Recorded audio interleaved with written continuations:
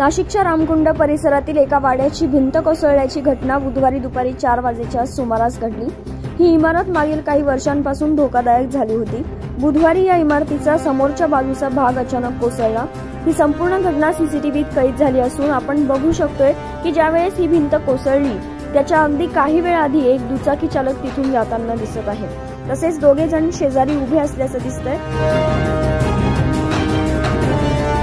मात्र थोडंसं अंतर असल्यामुळे हे तिघ जण सुदैवाने बचावले आहेत।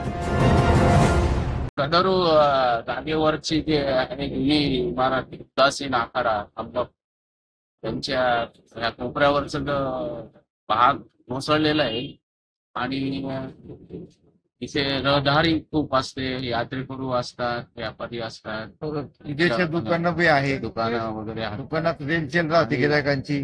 हे फार मोठमोठे दगड आहे, चिरा पडलेला आहे आणि ते वड पिंपळ झाड असे एकत्र आहे आणि मुळापर्यंत गेलेले आहे। फक्त आता इथे प्रशासन प्रयत्न करतंय, पण वृक्षप्रेमी जे आहे वृक्षप्रेमींनी इथे येऊन पाहणी करावी आणि पुढची जी संभाव्य दुर्घटना आहे ती टाळावी आणि वृक्षाचं एक पुनर्रोपण होऊ शकतंय असं एक माझं सूचित।